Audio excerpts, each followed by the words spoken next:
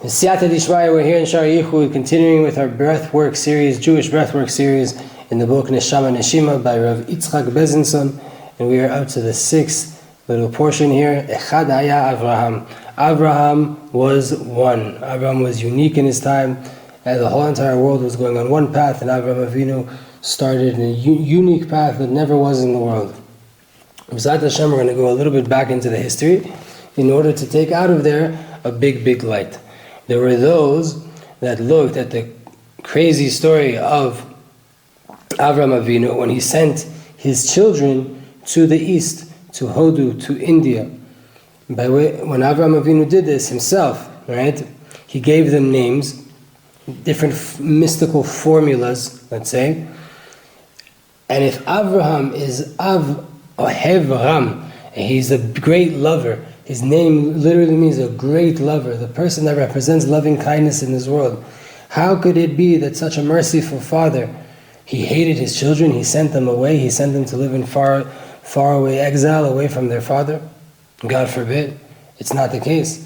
Avraham Avinu knew what he was doing, and rather he was taking these deep secrets, this information, this spiritual science, this deep practice, and so to say, saving it in a time capsule, in a freezer, for his great grandchildren that would need it. And when the time for the revelation would come, we would be able to receive it back. And then his last generation of children will get up, those who have survived all of the craziness and the storm of the building up to the Mashiach and the Messianic era. And those are us. It's us, the Jews of our times. Right? And all of this information that Avraham Avinu had about these different mystical formulas and spiritual practices, breathing and meditation and yoga and the likes, they've been put in this freezer by our forefather Avraham Avinu for us, that right now we need them. We need this ancient and futuristic knowledge in order to help us heal and to come into this new era of Mashiach. And when it comes to us, from our perspective, this vision has completely been brought to fruition. Rav Israel Itzchak Bezinson says, whether it's about the abundant information and technical information that we have, that's being learned in all of the different books that we're dealing with, when the books that are dealing with the topic of the Eastern techniques and the wisdom that comes out of the East. Also by way of how many people, especially from Israel, are traveling to the East and coming and practicing there, right? Does it say about us that we have to now mimic what they come back with, what they're exposed to there? All of these yogas and these ashrams and these different things that are found in the East, do we have to now mimic that as Am Yisrael? Do we have to adopt a different practice and a different way of talking, a different lexicon? Mamash lo, God forbid, really not at all. And when it comes to a biblical way of putting this, Rav Israel Bezinson brings here an example from a pasuk, Shalach teshalech et ha'em ve'et ha'beitzim tikach lach. You have to send away the mother, and the eggs you take for yourself. Mitzvah from the Torah, if you come across a kosher nest of eggs from a kosher bird, you have to send away the mother bird and take the eggs for you. And it is a segula, it is an auspicious thing to merit to a long life.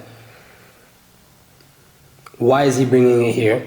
Meaning, we have to remember our authenticity, this spark that is still lasting inside this practice, and we take away the external level of this practice and get rid of it because it doesn't have any reason to be there, and it doesn't align, it doesn't fit. In order to clarify this idea a little bit more, how this returning should play out and happen, how could it be that we can connect it back to our authentic roots by way of such a foreign wisdom? So for here, he gives you a source if you want to look up. It's from Biur Likutim, which is a book by Rav Avram ben Rav Natan. In the end of the 17th siman there's a precise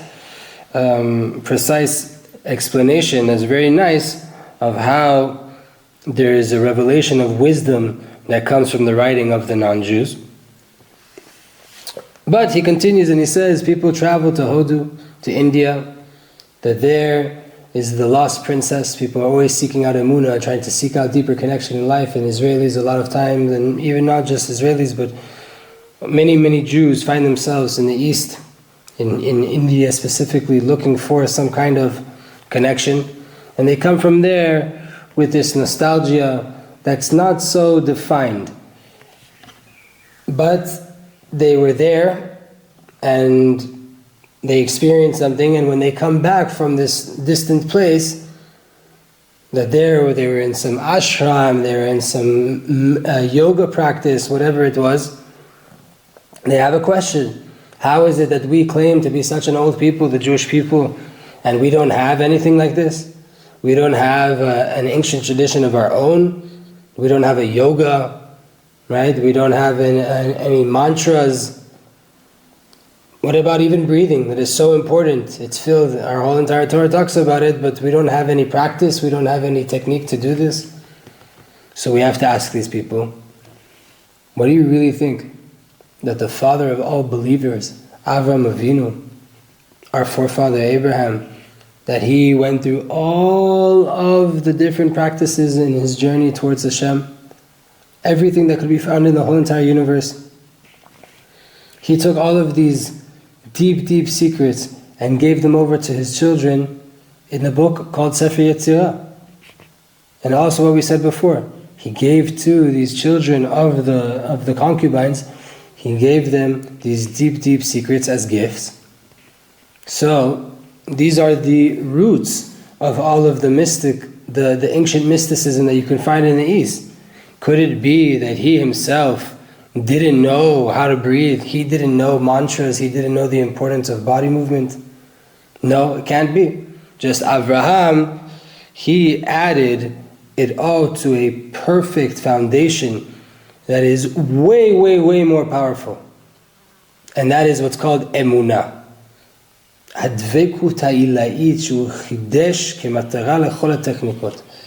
Avraham Avinu, what did he do? What did he do when he took all of these practices that were found in the world? Like we said before, derech eretz kadma leTorah. The way of the world came before Torah. How to breathe, how to walk, how to chew your food, how to drink, diet, exercise, meditation, all of these things. What did Avraham Avinu do that was different? That he was echad haya Avraham, he was one in his generation.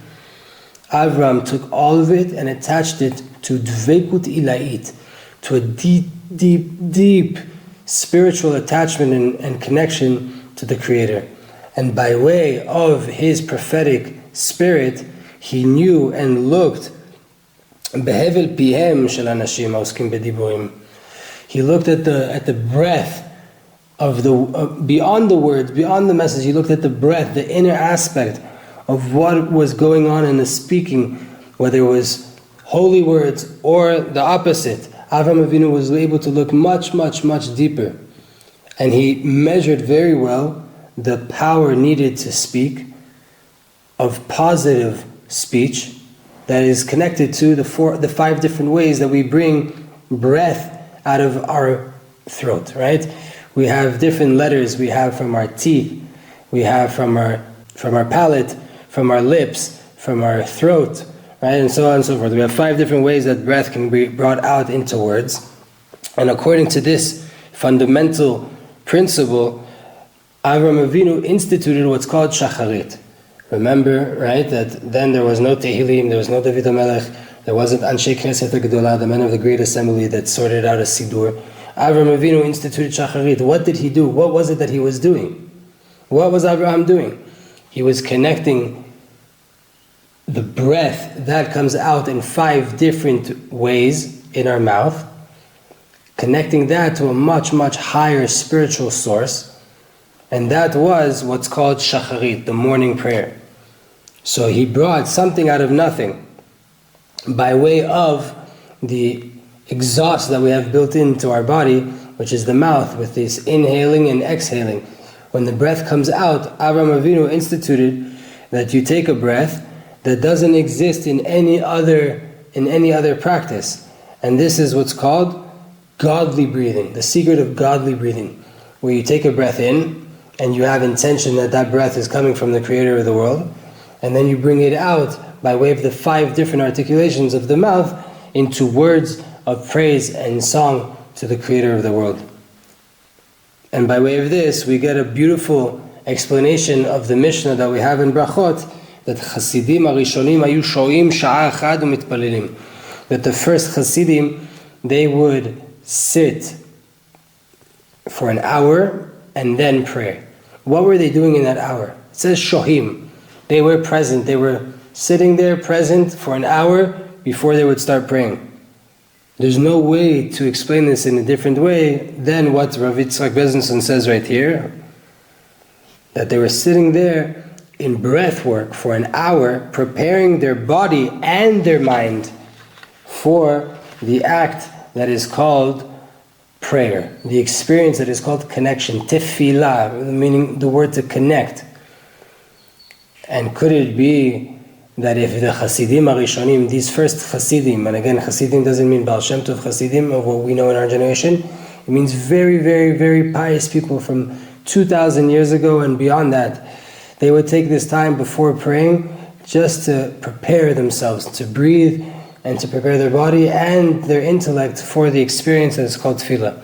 And if they would do it, could it be that Avram Avinu, our forefather Abraham, who's called the Chasid, he is the vehicle of expression of what's called chesed in the world, could it be that he didn't know this practice? Please understand and appreciate this worldly chidush, this novel idea that Avram Avinu gave us as an inheritance, to us as the Jewish people and to the whole entire mankind.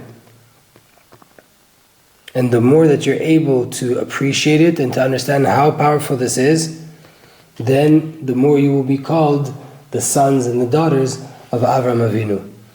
So not only did Avram Avinu rectify what's called shachut, shacharit.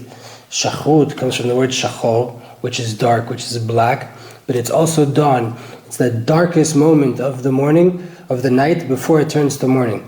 That twilight period of dawn, he went into that place.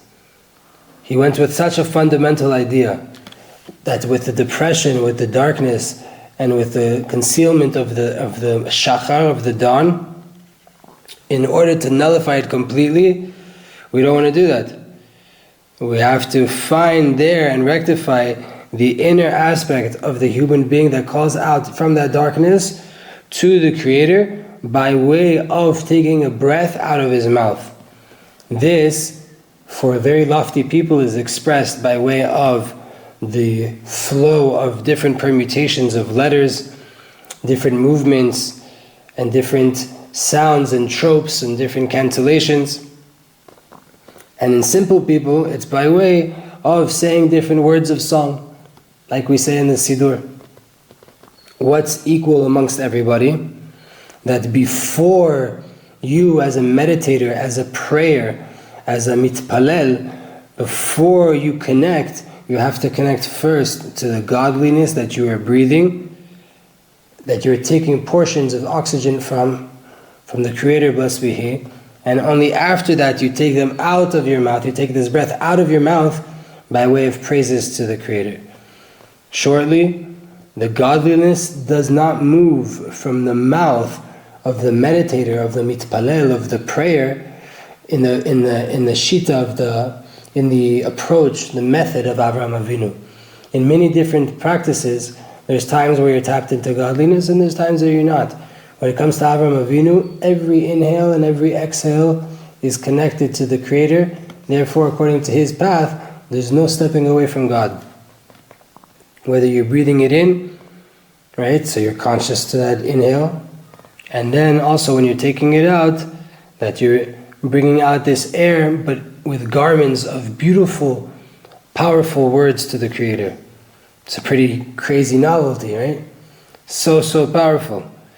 It's maybe the finding of the century, Rav Bezinson calls it. Because even though there's many different ways to learn how to breathe, and there's infinite different techniques that are being taught on breathwork, with that, there's not a lot of techniques that speak about inhaling the inner aspect of the air while absorbing the godly spirit that is inside of it. Like a person who's able to turn directly to the Creator in an intimate, personal way. And even just knowing the people that they do know that the air is part of the energy of the cosmic energy of the world. Even for those people, a person knows, okay, air is part of the cosmic energy of the world, but do you have an intimate relationship with that air? Do you have a direct connection with that air? Are you able to say that you're one with the air? Does the air mean something? Is it coming from God? Or is it just, okay, air is the cosmic energy of the world? So then you can't submit yourself either to the air as well. Because if everything's just the air of Hashem, sometimes it's up and sometimes it's down. Sometimes it's this kind of spirit, sometimes it's that. Can you give into it? Or do you just know that it's a scientific fact that the air is part of the cosmic energy of the world? From here, if you're not able to do it, if you're not able to give into the spirit, to give into the fact that everything is from Hashem and everything is always going to go back to Hashem, then you're not able to unify your breathing with your godliness, your eating with your godliness, everything with the shita, with the approach of Avraham Avinu, which is to connect everything with the source. So a person like that would be stuck in the worlds of multiplicity, the worlds of separation, as long as a person doesn't nullify himself and give in and remove his most fundamental ego to the will of their Father in heaven.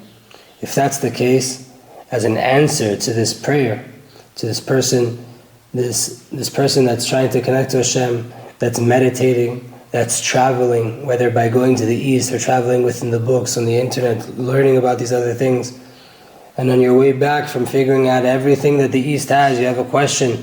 I'm a Jew, why don't we have mantras? Why don't we have prana? Why don't we have yoga? We do have it. There's a lot of spirituality in a Jewish person. The godliness, the present of godliness, doesn't move at all from a Jew.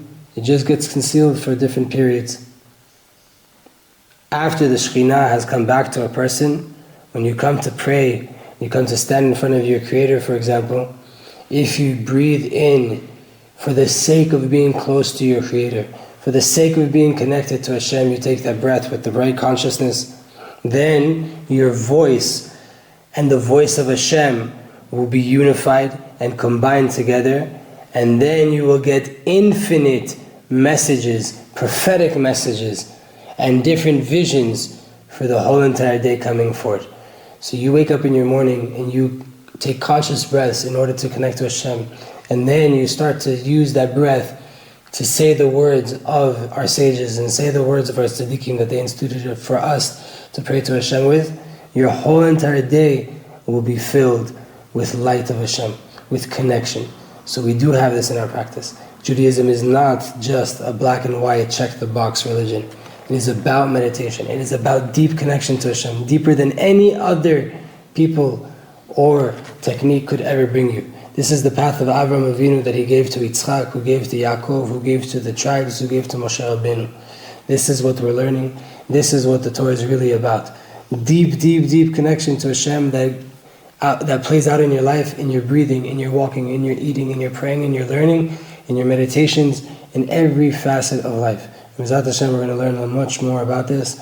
We're only on the 18th page, and we have a lot more to go. This book has over 150 pages. So Avodat Hashem, stay tuned, like, subscribe, share this to other people that are interested in breathwork and Jewish meditation. Avodat Hashem, Shana Tova Mevorechet.